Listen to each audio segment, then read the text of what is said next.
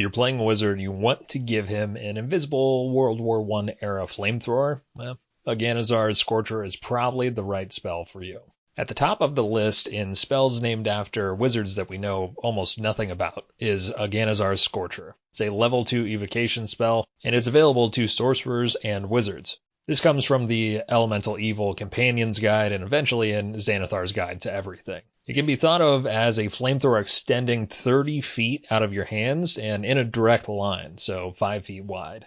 It's the ultimate haidooken or the kamehameha blast. The Scorcher itself deals 3d8 fire damage to anyone in its path, again 30 feet long, but they do get a dex save to take only half of that. Now, line spells are a bit difficult. You're going to need to cajole people to get into that straight line for you, but it could be worth it. Rules as written reads as such. A line of roaring flame 30 feet long and 5 feet wide emanates from you in a direction you choose.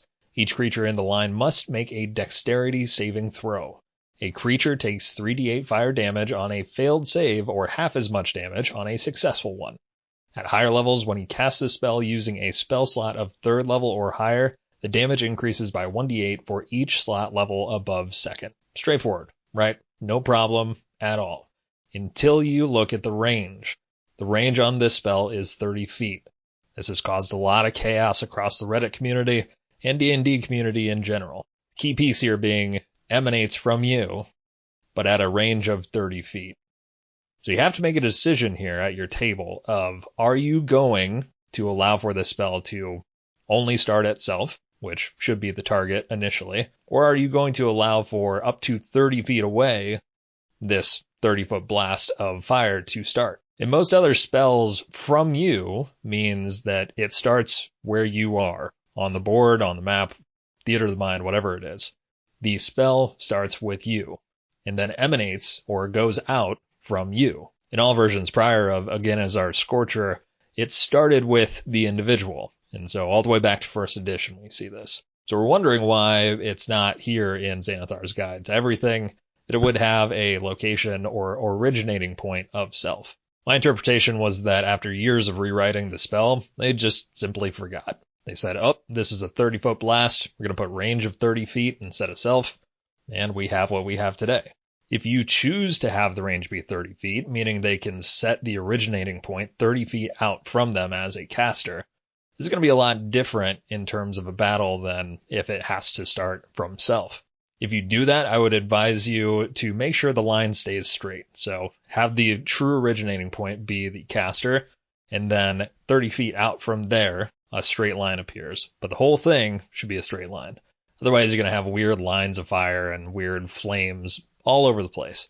Remember, too, this is not something that you can curve. This is a true line. It starts at one point, and then 6 tiles later, 30 feet out, it is going to end. Let's see it in action in the 1998 version of Baldur's Gate. Pretty incredible, right? But it does start from self there. This whole spell gets people riled up based on how it's written because there's also a material component of the Red Dragon scale. Now, there's no cost associated in the spell itself, so that typically means you can get it from your component pouch or however your arcane focus is powered. But this is a Red Dragon's scale. Even a Wormling is a CR4. So are you saying that this wizard, this glass cannon, just has access to all of these scales? Like, past a Wormling, it's CR10 or higher for Red Dragons. Just managed to grab one, it's just sleeping and has a whole pouch full of them now. I think it's fine. Ultimately, though, it feels like a fairly costly component to have in your component pouch. To double back to emanates from you, it's pretty clearly states this starts with you. Emanate means from a certain spot. So emanates from you means starts with you. Folks also point to Combustion Man from Avatar: The Last Airbender from the Fire Nation, who's able to cast or start a fire blast from a certain amount of feet out. And so that could be what this looks like. But I still like to go with the flamethrower approach. You need that source. You need that initial originating spot to blast that out there. Again, raw is a bit rough for this one, but again, I think this is... I've gone on long enough about it. Aganazzar's Scorcher, wonderful name for a steakhouse in the Forgotten Realms. is clear on the damage it deals. So it's 3d8 fire damage, again, halved if they make their dex save. Any creature with a failed dex save takes the brunt of that 3d8 damage for an average of 13.5. Spell's excellent. If you can get people to line up in a straight line, it's fantastic. Unless you subscribe. I told you, this one is full of interesting things. Unless you subscribe to the fact that someone is behind another target, do they take half cover? In my mind, no. Look, this is a fire blast. It's going to get all around the nooks and crannies, all over the place. I'm not giving you cover on that. As a DM, don't come into my house with that. I'm not giving you cover. Let me know in the comments below what you think about whether this person should get half cover when they're directly behind another target. I think if they're spaced out, easy, no conversation needed. Of course, no one takes half cover there. But if you're hugging the guy in front of you, I think you would have to say, as the creature that's getting hit, I am using this person as a shield. Then maybe I'll give you half cover on that, which adds +2 to your dex save. Now, uses. Straight line. Nice and easy. You can use it to burn a very specific row of crops in a field. You could use it to get in the front of the line at the bank. But easiest use, line them up and knock them down. There you go. If you want to use the tactically unsafe wizard at the front of your dungeon crawl, it's probably a good choice as soon as something shows up. You can have them back away, blast them all because they're in a straight line already. Remember, too, this is not just 2D, right? So as the originating point, you can turn this blast whatever direction you want. So it doesn't have to stick to the grid. It can be on any directional line. Your DM can sort out which lines, which squares actually are affected by this. You can also shoot it straight up if you want to. So if you have a bunch of ice mephits that are flying around, just blast them with this. Collect their tears. Sell them to the local peasants. There you go. You have a business. Profit off of it. Folks looking at Aganazzar's Scorcher also look at Scorching Ray and say, well, these are both second level. They both take the same amount of energy from me as a wizard or sorcerer.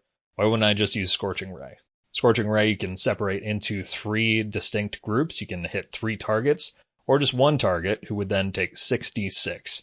Problem is, and the biggest difference in my mind with Scorcher is, the Scorcher you just cast, and you get a minimum amount of damage of 3, or I guess half if it's a dex save. So you're guaranteed damage if you use Aganazzar Scorcher. Versus Scorching Ray, that is a spell where you have to do attack rolls. You have to do spell attack rolls. So you're not guaranteed to actually deal any damage within that.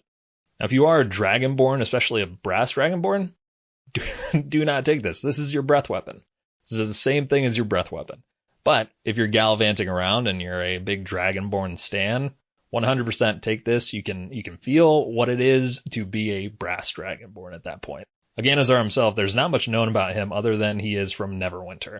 Chris Perkins even has talked about how little information we have on this particular wizard. The spell itself shows up in 1st edition. It's also in 2nd edition. 3rd edition, Dumpstat Adventures did a great deep dive on these and mentioned that 3rd edition nerfs this spell quite a bit because originally you could chain the spell to someone else. Whoever you targeted on that first round and hit with the Scorcher, they would then connect this wall of flame between you.